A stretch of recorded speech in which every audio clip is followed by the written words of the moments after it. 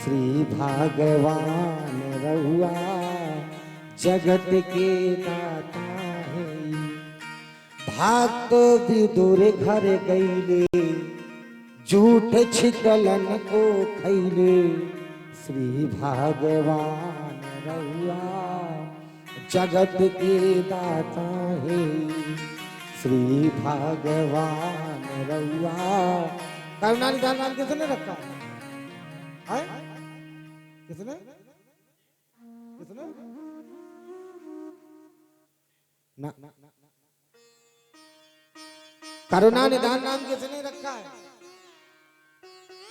किसने रखा है करुणा निधान नाम? नहीं बता है। करुणा निधान नाम रखा है। सुनो किसने, मैं बता रहा हूं। मन जाहि राचहु मिलई सोबर सहेज सुंदर सामरो। करुणा निधान सुजान शील स्नेह जानत रावरो। तो करुणा निधान नाम किसने रखा? किसने रखा? माता जगदम्बा पार्वती जी ने। पार्वती जी ने, जगदम्बा जी ने नाम रखा है करुणा निधान सुजान शील स्नेह जानत रामरो। और करुणा निधान जगदम्बा माँ पार्वती जी ने नाम रखा है। और ये केवल पता था माता सीता को, क्योंकि आशीर्वाद दिया है कि सुनसिय सत्य आशीष हमारी और पूज ही मन का मना तुम्हारी। वीणा ये प्रेम वश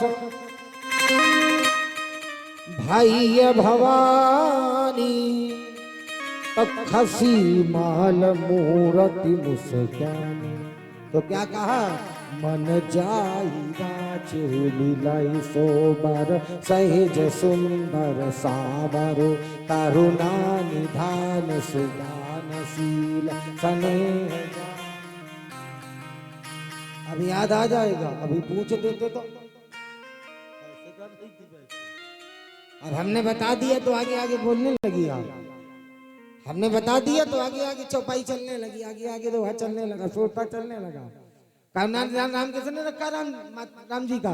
बोले राम जी का नाम करुणा निधान माता पार्वती जी ने रखा है। और ये बात केवल माता सीता को यही पता थी। और जो हनुमान जी ने कहा करुणा निधान की, तब भगवती जगदम्बा ने कहा कि आ जाय हमारा गुण निध सुत हो। जा मेरा आशीर्वाद है तुम अजय और अमर हो जाओ। और आशीर्वाद प्यारे बखोरा वालों, अगर आशीर्वाद मिल जाए दौलत मिले ना मिले, हमारे ऊपर गुरु जी का आशीर्वाद है। मैं व्यासपीठ पर बैठा हूं, माता जी का आशीर्वाद है। और आशीर्वाद जिंदगी में सबसे बड़ी दौलत है। बड़ी हंसी आ गई। क्या कुछ मिल गया है? क्या कुछ मिला है? अच्छा, भगवान करे खूब मिले। हाँ, फिर बोलो राधे राधे। आज आगे जोर से बोलो प्यारे राधे। आज और बोलो राधे। आप देखिए कथा को ही छोड़ दीजिए। हनुमान जी को आशीर्वाद मिल गया। सावित्री की कथा चल रही थी। मैया सावित्री ने पीछे पीछे चल पड़ी। यमराज ने कहा क्या कर रही हो सावित्री, लौट जाओ। सावित्री ने कहा नहीं लौट। यमराज बोले कोई वरदान मांग लो। सावित्री ने सबसे पहले अपने सास ससुर के लिए मांगा। जब भी मांगो अपने माता पिता के लिए, सास ससुर के लिए मांगो। सावित्री ने कहा मेरे अंधे सास ससुर का राजपाट वापस आ जाए और आंखें आ जाए। भगवान ने कहा ठीक है। यमराज जी बोले जाओ। और सावित्री थोड़ी देर दौड़ी, यमराज जी लेकर के चल पड़े। सावित्री फिर पीछे पीछे पीछे पीछे पीछे दौड़ने लगी। फिर सावित्री से यमराज ने कहा कोई वरदान मांग लो। सावित्री ने कहा अभी मेरे सास ससुर का राजपाट आया है, अब अंधे हैं तो उनको आंखें आ जाए। यमराज ने कहा जाओ ऐसा ही होगा। सावित्री फिर रुकी। फिर यमराज चल पड़े। फिर आगे आगे चलने लगी। सावित्री ने कहा क्या हुआ? यमराज बोले एक वरदान और मांग लो। सावित्री ने कहा आशीर्वाद दो मैं पुत्रवती हो जाऊंगा। यमराज ने कहा है मस्तु जाओ ऐसा ही होगा। फिर चल पड़े यमराज सत्यवान के प्राण लेकर के। सावित्री पीछे पीछे पीछे पीछे जाने लगी। यमराज बोले अब क्या चाहिए तुझे, मैंने सब तो दे दिया। अब क्या चाहिए?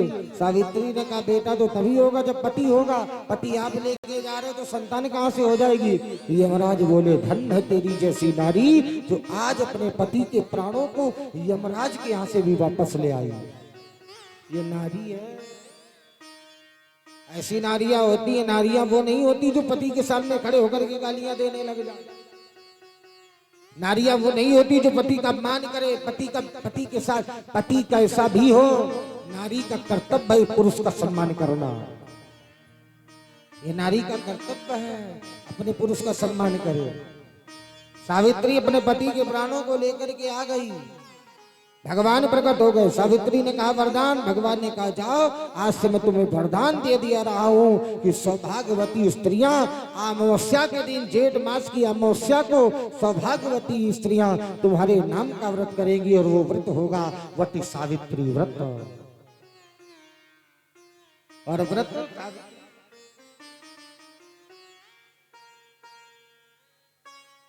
मारे पीटे कितना मार खाई थी मंदोदरी ने कितना दुख पाया था रावण की जिंदगी में, कितनी तकलीफ मिली थी मीरा को। इतिहास का पन्ना गवाह है सीता जी को कितनी तकलीफ मिली, लेकिन राम का कभी सहारा नहीं छोड़ा। क्योंकि जिया बीनु देहा नदी बीनु बारिया, और तैसे नाथ पुरुष बीनु। हमने ऐसी ऐसी माताएं देखी जो ऐसी थी, अब पति को गए 3 महीना हुआ ऐसा, बिल्कुल ऐसी हो गई, उन्हें कहते हैं नारी। हमारे शास्त्र में कहा है नारी का पति मर जाए तो बिल्कुल साधारण रहना चाहिए, बिल्कुल सिंपल रहना चाहिए। पति के आगे श्रृंगार किया जाता है, नारी को दूसरे के आगे श्रृंगार नहीं किया जाता है। बोलो राधे राधे। हाँ तो आगे जोर तो बोलो राधे, आज जोर से बोलो राधे। सावित्री का व्रत भगवान की पराकाष्ठा बन गया।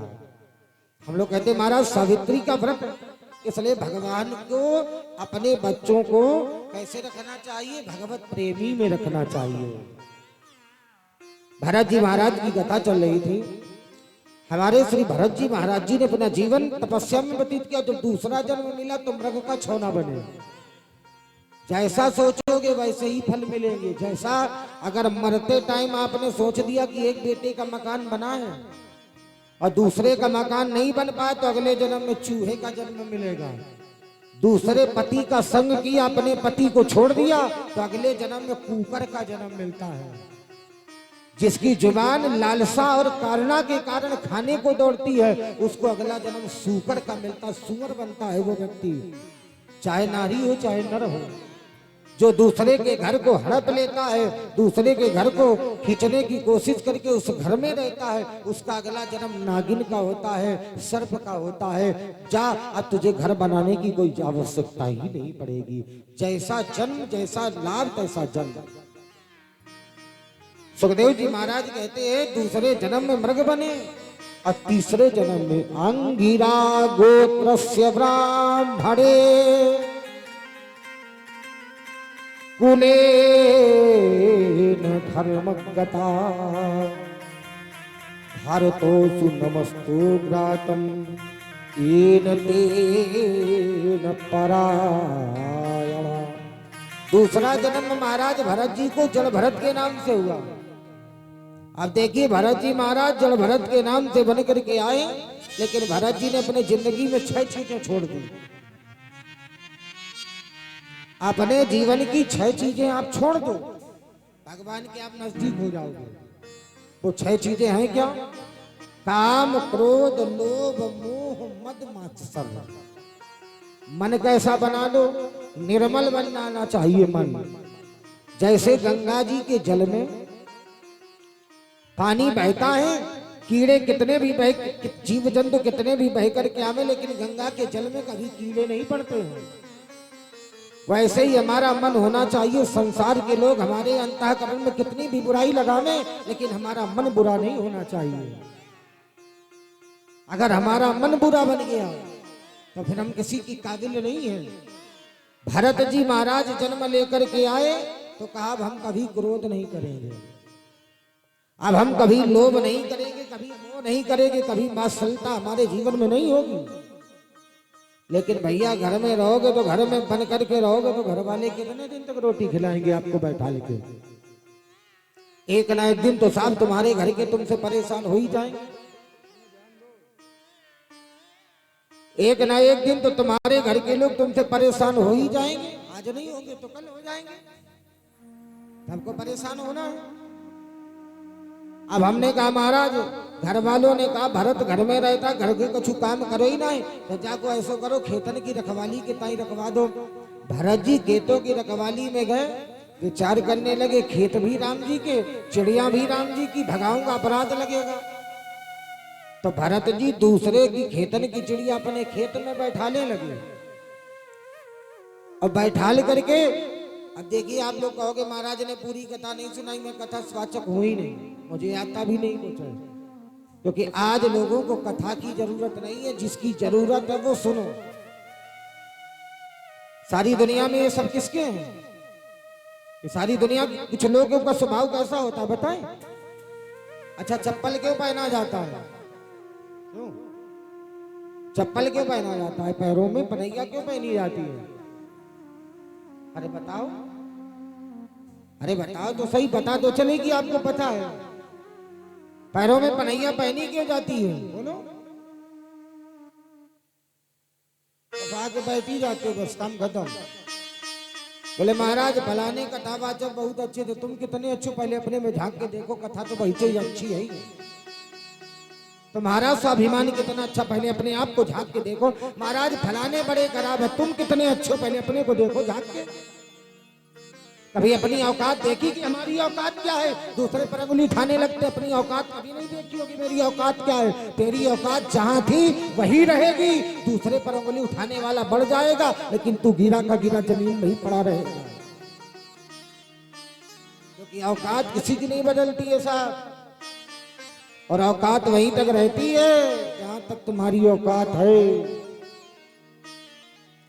नाली के कीड़े को उठा करके सर में बैठा लोगे कभी नहीं चलेगा। अर्जुन ने एक बार भगवान से कहा प्रभु ये बताओ आप अच्छों को ही क्यों लाते हो, कभी आप बुरों को भी लाते हो? भगवान बोले वैकुंठ में बुरों को लाऊं तो, लेकिन बुरे कभी हमारे वैकुंठ आते ही नहीं। अर्जुन बोले प्रभु आप झूठ बोलते हो। भगवान ने कहा मैं सबको वैकुंठ ले आऊं, लेकिन अच्छे आएंगे बुरे हमारे पास नहीं आएंगे। तो अर्जुन ने कहा प्रभु हम लाएंगे। भगवान बोले ले आओ, अगर आप ऐसा चाहते तो ले आओ, हम ले लेंगे अपने वैकुंठ में। अर्जुन बोले ठीक है। तो अर्जुन इसी गांव में आए। इसी गांव में एक गांव में आए तो तालाब में देखा कि एक सूअरी लौट रही थी। सूरी, सूरिया का मतलब जानते हो ना? सूरी सूकर का मतलब जानते हो कि नहीं जानते हो? सब लोग जान गए होंगे। सुवरिया लौट रही थी कीचड़ में, गंदे पानी में। अर्जुन बोले वैकुंठ चलोगी? तो सुवरिया बोली हाँ चलूंगी। चलोगी? हाँ चलूंगी। तो अर्जुन बोले आओ बैठ जाओ हमारे कंधे पे, चलो ले चलते हैं। तो सुवरिया उछली, उछल करके अर्जुन के कंधे पर बैठ करके वैकुंठ जाने लगी। जब वैकुंठ आने वाला था तो सुवरिया ने कहा अर्जुन ले तो चल रहे हो, लेकिन उस वैकुंठ में हमें भ्रष्टा और ये कीचड़ मिलेगा कि नहीं मिलेगा? अर्जुन ने कहा धत तेरे की। उठाई सुवरिया जमीन में पटक दी। वैकुंठ में भी जा रही तो वहां भी भ्रष्टा और कीचड़ मांग रही है। वैकुंठ में भ्रष्टा और कीचड़ नहीं, क्योंकि नाली का कीड़ा नाली में रहता, सर में कभी उठ के खड़ा नहीं हो सकता है। चाहे जितनी कथा सुन ले, चाहे जितनी भागवत सुन ले, चाहे जितना वो जप कर ले, चाहे जितना वो तप कर ले, वो वैसा ही रहेगा जैसा है। इसी गांव के लोग कहते महाराज 24 साल से कथा हो गई, हमने देखा तो एक भी बदलाव नहीं, एक भी बदलाव नहीं। हमारे सामने बैठ करके चारपाई पर हमने देखा, एक भी बदलाव नहीं है। क्या मतलब है इसका? बोले महाराज ये जाति का असर होता है। बहुत से लोग कहते थे ना, बड़े ऊंचे लोग कहते थे जाति का असर है। भिलनी किस जाति की थी? केवट किस जाति का था? ब्राह्मण था कि क्षत्रिय था? केवट तो बिल्कुल अधम जाति का था, भिलनी तो अधम जाति की थी। अरे साहब उससे भी अधम गीधराज जटायु था। पक्षियों में सबसे अधम गीध को माना जाता जो सड़ा गला मांस खाता है। उसको राम जी मिल गए तो तुम्हें क्या मिले? ठाक मिले? न मिले न कभी मिलेंगे, चाहे रोज कथा सुनो। महाराज भागवत सुनी, रामायण सुनी, खूब रामायण भागवत घोर के पी लेना, कल्याण कभी नहीं होगा। क्योंकि जब तक कर्म नहीं सुधरेगा तब तक कल्याण कोई कर ही नहीं सकता। पहले कर्म सुधारो, भावनाएं बदलो अपनी जिंदगी की। चारपाई पर बैठ करके नींद तो आ सकती है, लेकिन चारपाई पर लेट करके सुकून नहीं मिलता है। बेड बिस्तर में नींद आ सकती है, सुकून नहीं मिलता। भोजन खाने से भूख मिट सकती है, लेकिन सुकून नहीं मिलता। और अगर सुकून चाहिए तो ठाकुर जी के चरणों में साब दौलत नहीं, लेकिन वो सुकून मिलता है जिस सुकून की कभी ताली जोर से बजाओ कामना ही नहीं की होगी। कम से कम अच्छी बात हुआ करे तो ताली तो बजा ही दिया करो। आते हो बस बैठ जाते हो कथा सुन लो, और 10 रुपया चढ़ाओगे तो कैसे पता?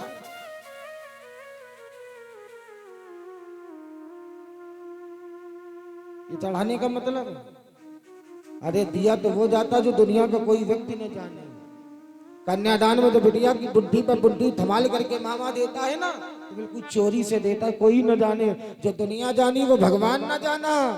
दुनिया क्या जानती है? तुम्हारी बुराई। भगवान क्या जानता है? तुम्हारी अच्छाई। अच्छाई और बुराई की पराकाष्ठा हमारे तुम्हारे जीवन की पहचान है। कथा सुन के अपने जीवन में उतारो, क्योंकि भागवत कहती है पिबत भागवतम रसमालयम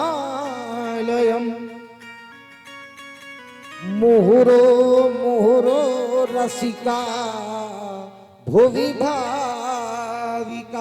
इसको पियो, इसको जितना पियोगे उतना आनंद मिलेगा। कभी पिया है? बोले महाराज पिया ही नहीं। जितना पियोगे, ये पीने की वस्तु है। प्यार किसे कहते? प्यार उसे नहीं कहते जो चलो कथा सुनिया में एक दिन चलेंगे कथा हो जाएगी, ये प्यार नहीं कहलाता। जिस दिन भंडारा होगा तो पूरा गांव आ जाएगा पूरी खाने, पूरी खाने भंडारा। और देखो पूरा गांव खाएगा लेकिन मैं नहीं खाऊंगा, पूरा गांव पाएगा लेकिन मैं नहीं पाऊंगा। भंडारा उनके लिए होते हैं जो असहाय हो, गरीब हो, दुखी हो, ब्राह्मण हो, संत हो, गांव के घर के मान्य हो। अच्छे खास हमारे यहाँ तो कोई भंडारा इत्यादि होते ना, हमारे यहाँ तो कोई भंडारा पाने ही तक नहीं आता। लंबरदार कहते हम पंडितों का खाएंगे। अरे भैया खाना न सीखो, लोगों को खिलाना सीखो, क्योंकि खाने वाला भिखारी और खिलाने वाला महान होता है। लेकिन हमें 2 पूड़ी खाने को मिल जाए, 2 ना मिले तो सारी जिंदगी हल्ला काट देंगे। सुनील जी के यहाँ भागवत हुई थी तो 2 पूड़ी नहीं मिली थी। पूड़ी खाने के लिए जिंदगी जी रहे, खाते रहो। अब कम पड़ जाए तो हमें याद करना, अगर कम पड़े तो हमें याद करना।